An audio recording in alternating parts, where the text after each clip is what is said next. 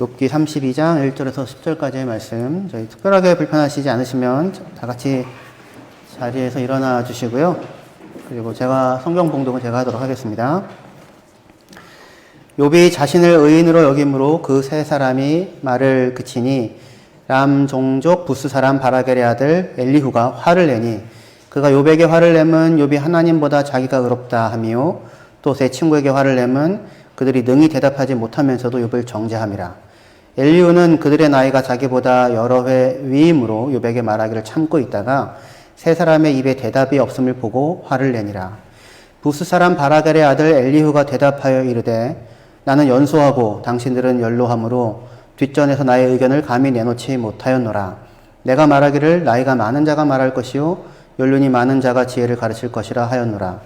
그러나 사람의 속에는 영이 있고 전능자의 숨결이 사람에게 깨달음을 주시나니 어른이라고 지혜롭거나 노인이라고 정의를 깨닫는 것이 아니니라.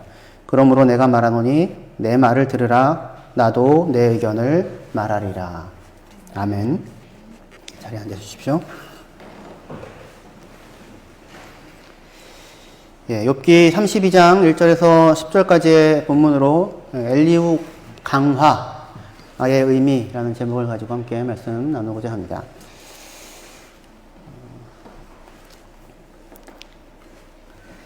저희가 읽은 본문이 32장인데요. 32장. 욥기는 42장까지 있습니다. 그 중에 32장이면 상당히 후반부죠. 32장부터 37장까지 총 6장에 걸쳐서 엘리후라는 사람이 등장해서 말을 합니다.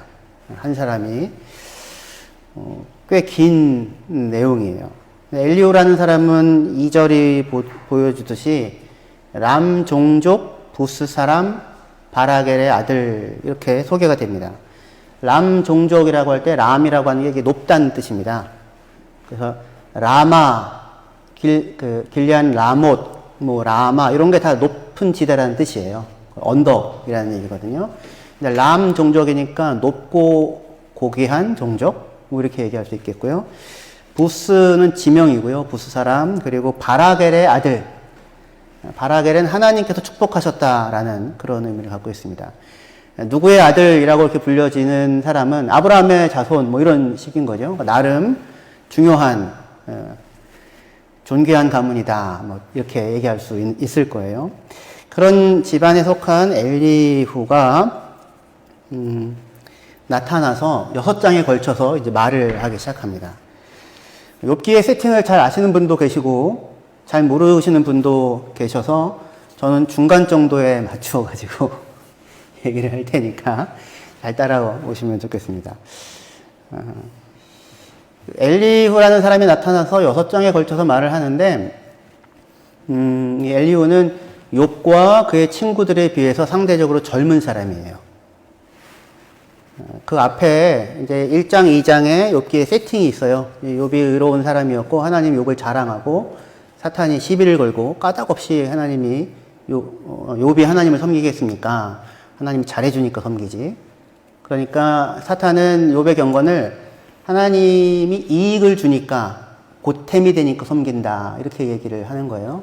근데 결국 욥이 재산도 다 잃고 자녀도 잃고 자기 몸에 병도 들었지만 하나님을 원망하지 않고 주신 자도 여호와 가져가신 자도 여호와 하나님께 복을 받았으면 우리가 어려움도 겪어야 하지 않겠느냐 이렇게 해서 욥과 하나님과의 관계가 다만 이용의 관계가 아니라 유익이 되니까 내게 뭔가 좋은 걸 주니까 나는 하나님 섬겨가 아니고 하나님이 하나님이니까 하나님을 섬기는 까닭 없이 섬기겠는가? 까닭 없는 고난 가운데 까닭 없는 경건을 나타내서 그래서 하나님을 까닭 없이 사랑하는 본래 사랑이라는 게 까닭이 없잖아요. 그쵸? 제가 물어보려고 하다가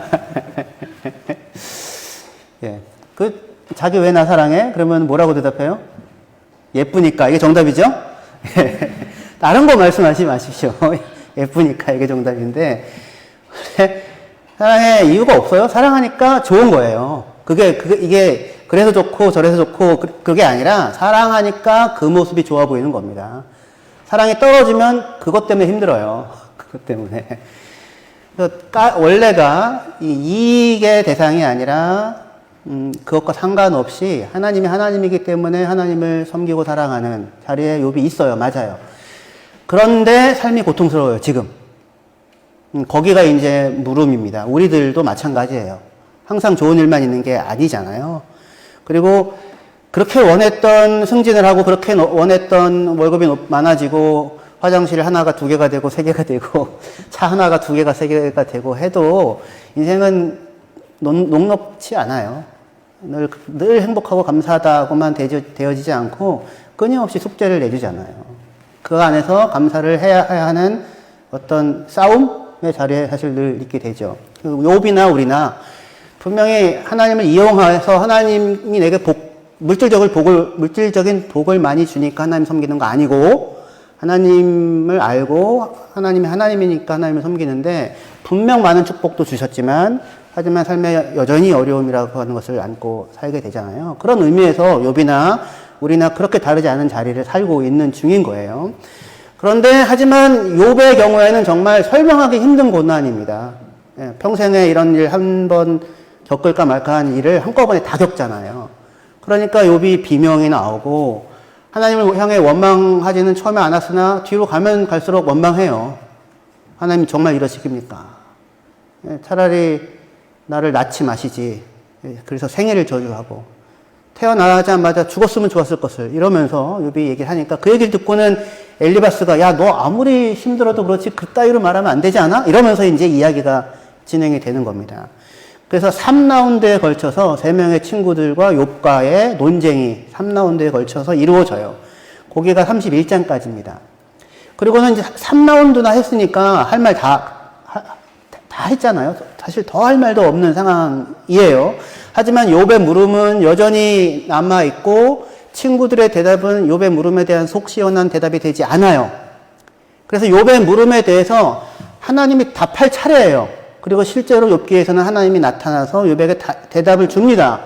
근데 대답을 하시지 않고 계속 물으세요.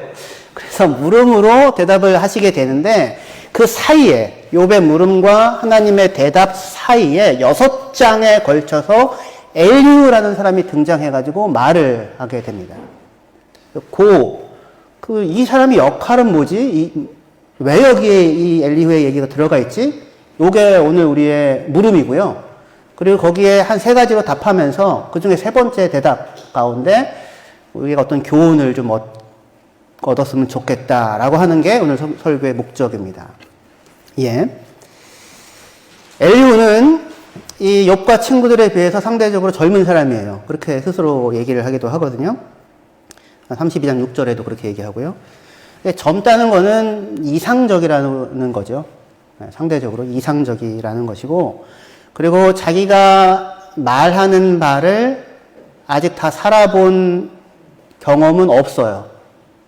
아는 바를, 자기가 알고 있는 바를 실제로 다 살아내본 경험이 있는 사람은 아니에요. 그리고 자기가 하고 있는 말이 되게 커요. 굉장히 큰 덩어리를 얘기하는데 그게 무슨 말인지 아직 충분히 알지 못한다는 말이기도 해요. 젊음의 특권이에요. 원래 하나만 아는 사람이 되게 담대하고 확신있게 얘기할 수 있습니다. 왜냐하면 아는 게 그거밖에 없으니까. 근데 알면 알수록 이것도 맞는 것 같고 저것도 맞는 것 같고 조심스러워지죠. 그죠? 근데 지금 이 엘리후는 굉장한 확신을 가지고, 그 이야기를 합니다. 그런데 사실은 자기가 하는 그 큰 말을 다 겪거나 다 살아낸 경험은 아직은 없어요. 그래서 안다는 것과 살아낸다는 것, 정답을 안다는 것과 정답을 삶 가운데 일구어 간다는 것은 같은 이야기가 아닌데, 분명히. 그리고 그 둘 사이에 일치를 이룬다고 하는 것은 정말 하나님의 은혜가 아니면 불가능하다는 사실, 그 사실을 아직 충분히 알지 못하는 자리에 엘리후가 있어요. 젊은 엘리후가요. 하지만 그게 젊음의 특권이라고도 할 수 있을 거예요. 그때 하나는 언제 합니까? 그러니까 젊은이들이라고 생각하시는 저와 여러분들이요. 그렇게 하셔서 된통 어려움을 겪기도 하시고 부끄러운 일을 만나기도 하시고 그렇게 하면서 자라가는 거예요. 그죠? 나이가 들면은 이 일치가 쉬워지는가? 아는 것과 아는 것을 살아내는 것이 쉬워지는가? 결코 그렇지 않아요. 뭐를 아냐면 그게 어렵다는 걸 알아요. 그게 굉장히 어려운 거구나. 그래서 하나님의 은혜가 아니면 정말로 어려운 거구나 라고 하는 것을 아는 게 나이가 들어간다고 하는 것일 거예요.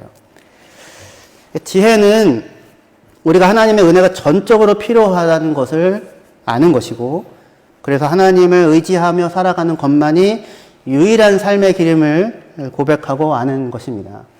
자신의 지혜를 자랑하는 것이 지혜가 아니죠. 그런데 엘리후는 자기 스스로 지금 굉장히 지혜롭다고 생각을 합니다. 그래서 계속 얘기를 들었는데 만족스러운 대답을 안 하는 거예요. 못 하는 거예요. 참다 참을 수 없어서 이제 말을 하게 됐던 겁니다. 스스로 지혜롭다고 생각해서 지금껏 아무도 속 시원하게 대답하지 못했던 문제에 대해 자기가 답을 주겠다고 말을 해요. 그리고 그런 엘리후의 말에 욥기는 6장이나 할애합니다. 그 자기의 공간을.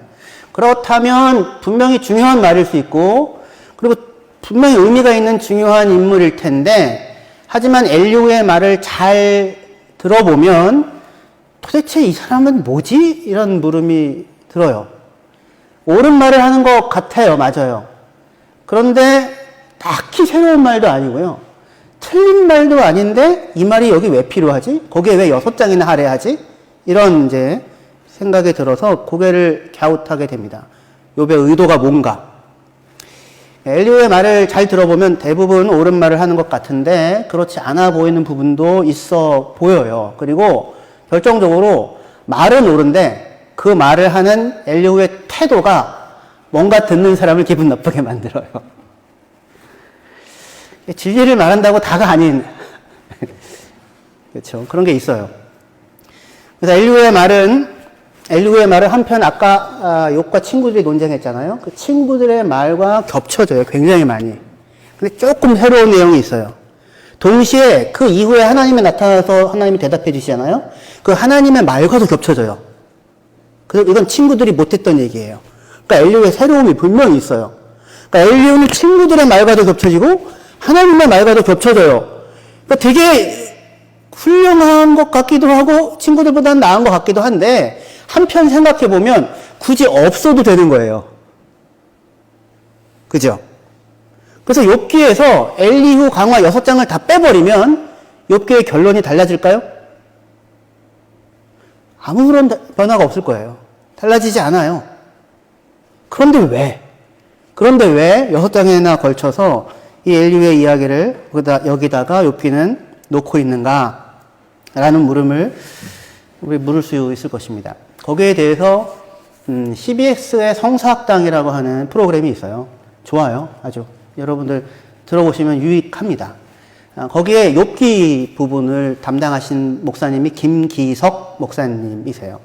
아주 훌륭하신 분이십니다. 인격적으로나 신앙적으로나 학문적으로나 그러면서도 겸손하시고 그래서 그 진리의 말씀을 말씀하시는데 받아들일 때 부담감이 전혀 없어요. 그리고 나보고 뭐라고 하는 말이 분명한데도 불구하고 기꺼이 받아들이게 되는 이런 아주 그런 그 태도를 인격을 갖고 계신 분이신데요. 그분이 욥기의 요 엘리후 강화에 대해서 이야기하면서 제가 금방 물었던 물음과 같이 이 엘리후의 의미는 뭔가 이렇게 묻고 그 중에 몇 가지를 대답하시는데 그 중에 하나는 이런 거예요. 첫 번째, 엘리후의 6장에 걸친 이 말은 앞선 욥과 욥의 친구들의 대화 있잖아요. 그 대화를 요약하는 역할을 해요. 요약하는 역할을. 이게 첫 번째 역할이라고 할 수 있어요. 두 번째, 엘리후 강화는 그간 욥기를 읽어왔던 독자들인 우리들을 욥과 욥의 친구들이 논쟁한 그 논쟁의 자리로 우리를 불러들이는 역할을 엘리후가 하게 돼요. 어떤 의미에서 그러냐면 엘리후는 아주 이상한 사람인데 그동안 욥기에서 32장 1절에 나오기 전까지 엘리후는 한마디도 엘리후라는 인물이 언급되지 않아요. 있는지조차도 몰랐어요. 우리는. 욥기의 주인공은 다만 욥과 친구들이고 내내 이야기를 하고 있었어요.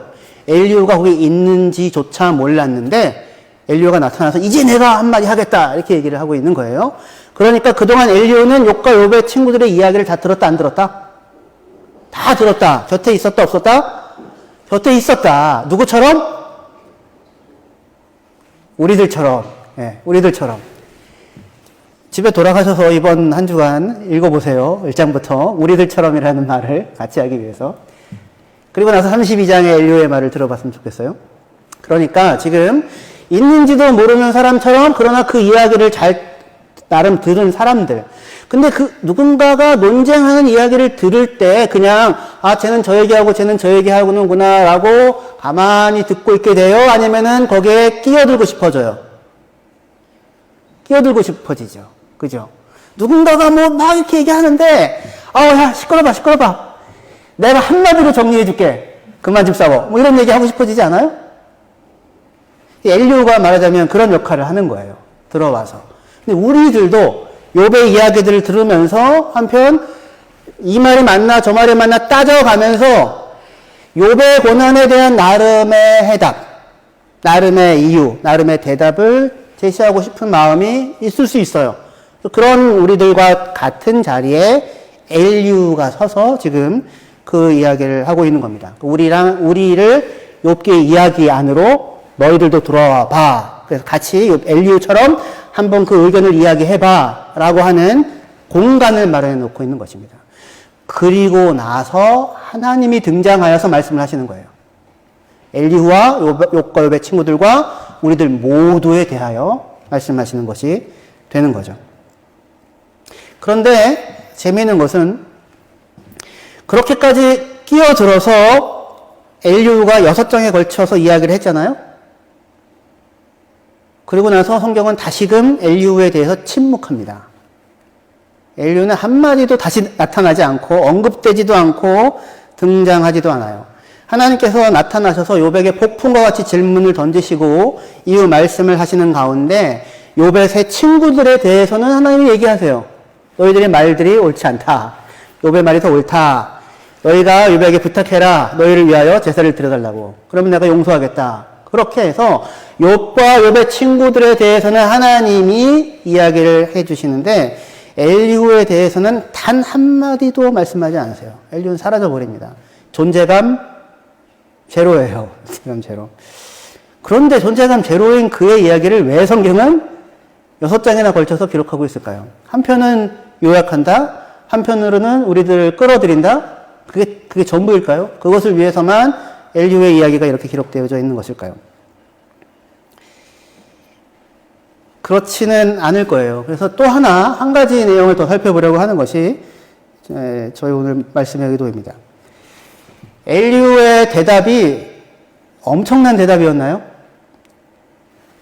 그가 아니면 아무도 할 수 없는 신비한 고난의 비밀을 하나님도 묻기만 할 뿐 대답조차 하지 못했던 그 어떤 고난의 이유에 대한 대답을 엘리후가 해줬나요? 그러지 않죠. 그죠? 생각보다 그렇지 않더라고요. 없어도 별 상관이 없더라고요. 빼도 욥기 이야기의 결론에 아무 영향이 없더라고요. 그런데 그 얘기가 왜 거기에 들어갈까요? 그런데 그 얘기를 하는 사람치고 엘리후는 스스로 제가 이거를 사실은 여러분들에 비해서 지극히 작은 사람이어서 제가 깨달은 바가 아주 미천하지만 그래도 우리 선배님들이 하는 얘기보다는 조금 다른 이야기가 있기 때문에 제가 그 얘기를 하니 서로에게 조금이라도 도움이 됐으면 좋겠습니다. 이런 마음으로 얘기하나요? 그렇지 않아요. 그렇지 않고 엄청난 확신 가운데 자신이 모든 것들을 다 통달한 사람인 양 이야기를 합니다. 여기에 엘리후 이야기의 포인트가 있어 보여요. 그의 얘기는 딱히 틀리지 않는데 그 이야기를 하는 사람이 아직 그 이야기의 내용을 살아보지 못했고 그 내용이 무엇을 간직하고 있는지 충분히 알지 못하면서 일정 부분 왜곡도 있고 일정 부분 부족함도 있는데 하지만 굉장히 대단한 얘기를 해요. 하지만 그 얘기를 충분히 알고 살아낸 사람이 아니며 그 이야기를 자기가 하는 그 내용에 걸맞는 방식과 태도로도 아직 이야기를 하지 못하고 있어요. 누구들처럼? 우리들처럼. 저만 그래요? 저 여러분들처럼. 그래서 그 모습을 엘리후에게서 우리들의 모습을 발견할 수 있었으면 좋겠어요.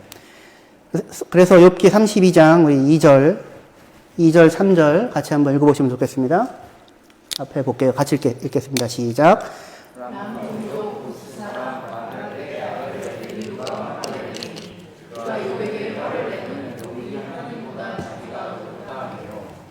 또 제 친구에게 화를 내면 그들이 능히 대답하지 못하면서도 욥을 정죄함이라.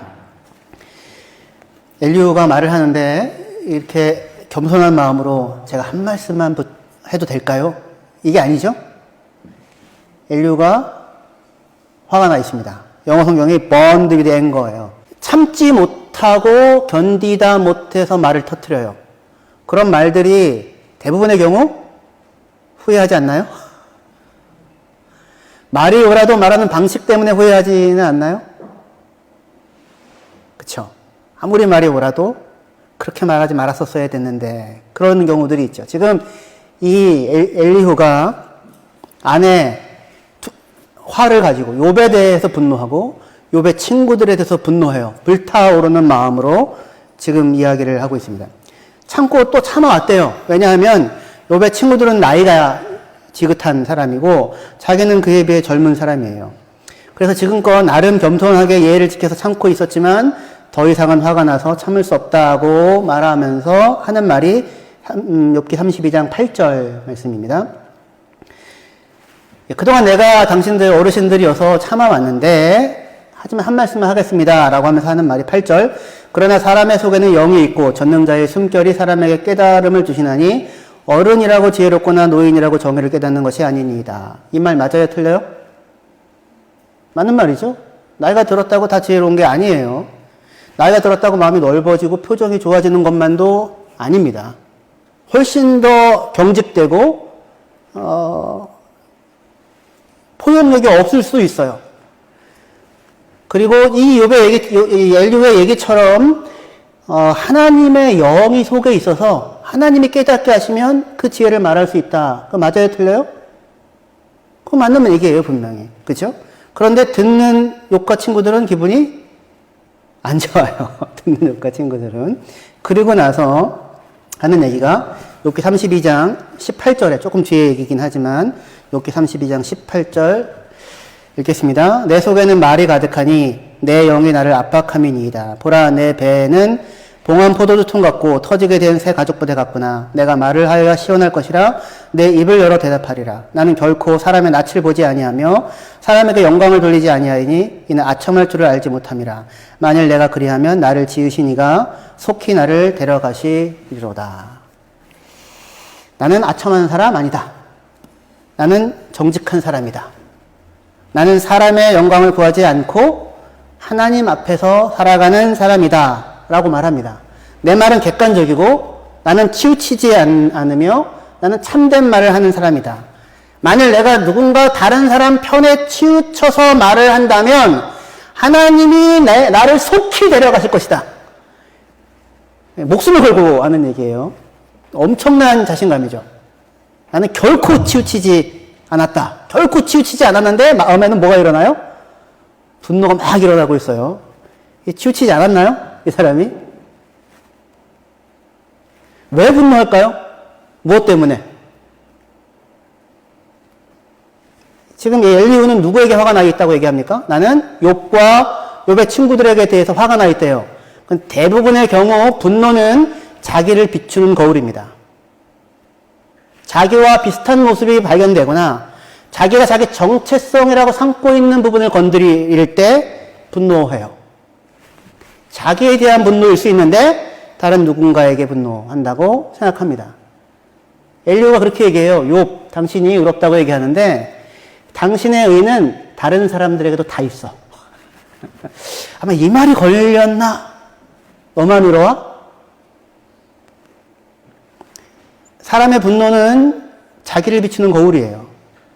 욥의 친구에게 욥에게 분노하고 있다고 생각하는데 사실은 자기 무언가가 건드려져 있고 자기의 정체성, 자기의 자존감과 관련된 어떤 부분이 건드려졌을 때 사실 우리는 자기를 보호하기 위해서라도 분노하게 되는데, 그런데 지금 엘리후는 그렇게 하여 말을 가둬둘 수 없어서 말을 터뜨리고 있으면서, 그런데 뭐라고 얘기하냐면 나는 사람의 영광을 구하지 않고 나는 하나님 앞에 사는 사람이고 내 말은 객관적이고 나는 치우치지 않은 참된 말로서 내가 만약에 다른 사람 편에 치우쳐서 말을 한다면 하나님이 내 생명을 취해도 좋다, 이런 무시무시한 얘기를 하고 있습니다.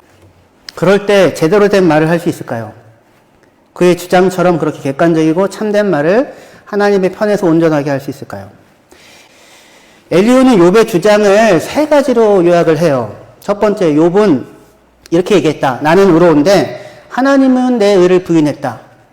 욥이 이렇게 말했다. 욥이 이런 얘기 했어요. 맞아요. 유사한 이 얘기 했습니다. 두 번째, 나는 정당하고 허물이 없는데 하나님은 나를 거짓말쟁이처럼 대했고 그로 인해 나는 상처를 받았다. 나는 고통스럽다. 욥이 이렇게 말했다라고 두 번째 요약합니다. 엘리후가요. 욥이 이런 비슷한 얘기 했어요. 맞아요. 세 번째의 욥의 말에 대한 엘리후의 주장은, 엘리후의 요약은 욥의 말을 조금 왜곡하는 것 같아요. 거기 한번 읽어볼게요. 욥기 34장 5절부터 9절까지입니다. 앞에 집중하셔서 같이 한번 읽어보시면 좋겠습니다. 시작. 욥이 말하기를 내가 의로우나 하나님이 내 의를 부인하셨고 내가 정당함에도 거짓말쟁이라 하였고 나는 허물이 없으나 화살로 상처를 입었다 하니 어떤 사람이 욥과 같으랴. 욥이 비방하기를 물 마시듯 하며 악한 일을 하는 자들과 한패가 되어 악인과 함께 다니면서 이르기를 사람이 하나님을 기뻐하나 무익하다 하는구나. 이게 이제 욥이 이렇게 말했다라고 하는 엘리후의 요약이에요. 나는 의로운데 하나님은 내 의를 부인했다. 그게 욥이 했던 말 맞아요. 그리고 두 번째, 나는 정당한데 하나님이 나를 거짓말쟁이처럼 취급하고 나는 허물이 없는데 하나님은 나를 상처 입게 하셨다. 그 욥이 한 말 맞아요. 비슷한 말 했어요. 근데 세 번째, 7절부터 얘기하는 어떤 사람이 욥과 같으랴. 욥이 비방하기를 물 마시듯 하며 악한 일을 하는 자들과 한패가 되어 악인들과 함께 다니면서 이르기를 사람이 하나님을 기뻐하나 무익하다. 욥이 그렇게 얘기했나요? 욥이 이렇게는 얘기했어요. 내가 하나님을 기뻐하고 하나님 앞에서 정직하게 의롭게 살고자 애를 써왔는데 그런데 내 삶이 무슨 소용이 있는가? 무슨 유익이 있는가? 악인들과 동일한 처지에 이렇게 고통을 겪고 있으니 내가 하나님을 기뻐하고 살았던 그 삶이 도대체 무슨 유익이 있단 말인가? 이거는 한탄이죠. 이건 비명이죠. 고통스럽다는 외침이죠. 근데 지금 욥이 이게 하나님을 비방하는 건가요? 그렇게 주장하는, 하나님을 섬기고 사는 거 아무 소용없어. 그렇게 악한 사람들과 함께 다니면서 그 주장을 하고 있나요? 아니죠. 그런데 엘리후는 욥의 이야기를 그렇게 알아듣고 요약해요. 왜곡된 주장이죠. 우리도 누군가의 말을 듣고 그것을 요약할 때 왜곡이 생겨요. 왜곡이 일어납니다. 그 왜곡이 아니라 하나님의 은혜가 작용해서 이 개떡같이 말해도 찰떡같이 알아듣는 그런 은혜가 있었으면 정말 좋겠어요. 이번에 포스트에 가가지고 제가 갔잖아요. 많은 목사님들이 말씀을 하셨는데 시간이 40분씩밖에 없었어요. 그래서 사실은 말씀하시다가 중간에 그만두고 말씀하시다가 중간에 그만두고 이런 경우들이 종종 있었습니다. 근데 이제 저는 굉장히 안타까웠어요. 저 중요한 얘기를 다 알아들었을까? 근데 제가 조를 맡아서 마지막에 끝나고 조별 나눔을 하는데 이제 다 오늘 자기가 은혜 받은 내용들을 같이 하나씩만 얘기하거든요. 근데 얼마나 잘 알아들었는지 몰라요. 이야. 그리고 그 얘기를 자기의 과거의 상처와 아픔까지 다 같이 얹어가지고 거기에 대한 나름의 하나님의 말씀으로 딱 받아들여서 그 얘기를 하더라고요. 이야, 진짜 감사하다. 여기 성령이 일하시는구나. 성령이 역사하시나. 그런 마음이 들었어요. 그렇게 알아들었으면 좋겠어요. 그렇게. 마음에 은혜가 있어서 그 사람 편에 서서 그의 말을 알아듣고자 하는 그런 마음의 자리에서. 근데 지금 안타깝게도 엘리후는 하나님을 위하여 하나님 편에서 얘기한다고 경건하게 얘기하는데, 그런데 분노하면서 누군가의 말을 땡겨와서 자기의 자리에 붙이고는 사실은 욥을 비방하는 그런 자리에 있어요. 아쉽고 안타까워요. 엘리후의 말은 훌륭해요. 흠잡을 데가 없는 말입니다. 친구들의 말에 비해서 훨씬 진일보 되어져 있어요. 그리고 이후에 하나님이 나타나서 자기 자신에 대해서 하시는 그 말을 해요, 엘리후가.